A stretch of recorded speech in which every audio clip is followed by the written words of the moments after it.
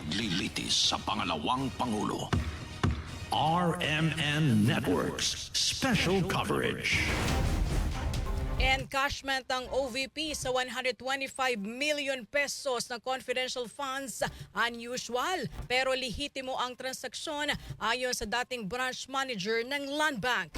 Ang kasama natin sa balitang yan, live via Zoom si Radjuman Conde Batak. RMN Live Report! Pumarap sa day 10 ng impeachment trial ni Vice President Sara Duterte ang dating branch manager ng Land Bank Shaw Boulevard na si Violeta Constantino para tumistigo sa Article 1 o ang hindi tama paggamit ng 612.5 million pesos na confidential fund ng OVP noong kalihim ng Department of Education ang vice. Si Constantino ang nagasikaso sa cash withdrawal ng OVP noong Deputy Secretary pa si Vico Duterte kung saan ang Special Disbursing Officer na si Gina Acosta ang nag-withdraw ng 4 na beses mula December 2022 hanggang September 2023 na aabot sa 125 million pesos kada transaksyon. Sa pagpapatuloy ng paglilitis tinanong ni Senator Judge Erwin Tulfo si Constantino kung normal ba na mag-encash ng ganitong kalaking halaga. Inamin ni Constantino na unusual o hindi pangkaraniwan ang ganitong kalaking halaga ng withdrawal, subalit hindi na ito binusisi dahil may abiso naman mula sa OVP sa gagawing withdrawal. Sinabi ng dating branch manager na bago magsagawa ng encashment ay tumatawag muna itong si Queenie Masangkay ng cash department ng OVP para i-advise ang naturang withdrawal. Is this normal? Nakakita ka na ba nito ng other government agencies na ganito kalaki ang withdrawal? Wala po. Unusual po ito. Unusual yung withdrawal. Alam niyo po ba na ito ay for intelligence fund, yung wini-withdraw?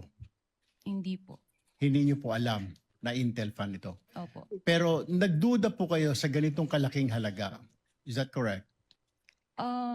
Sa personal opinion namin sa bangko, parang syempre po, saan kaya gagamitin po yung yung cash na to? So, pero hindi naman po namin tinanong na. Kasi may advice naman po siya.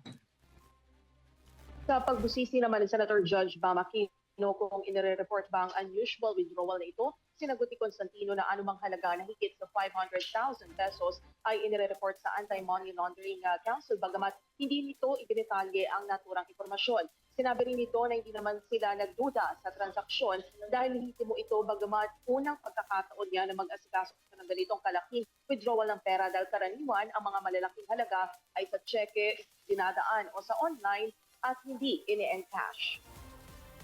Ang government transactions ba ay sakop ng AMLA regulations po natin? Wala naman pong exemption po doon. So sakop po siya. Sakop. So ulitin ko, sakop ang government transactions sa AMLA regulations, correct?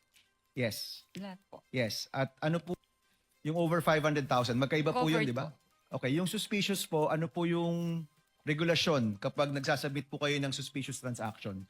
Ano po yung batayan? Bakit ang isang transaction ay suspicious? Kung sa tingin po namin ay doubtful po yung transaction.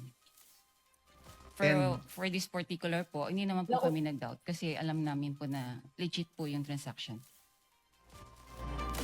Naunang sinabi ni Constantino na inilalagay sa 3 o 4 na mahabang gym bag ang mga na-encash na pera.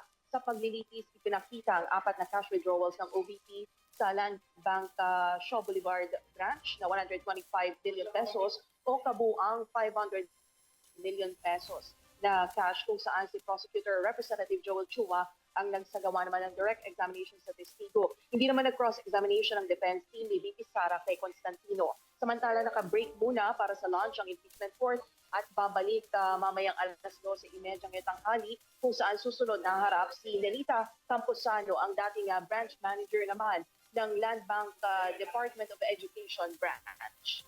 Kasama mo sa DZXL RMN Manila, Radjuman Conde Batak Tatak, RMN. RMN Network News.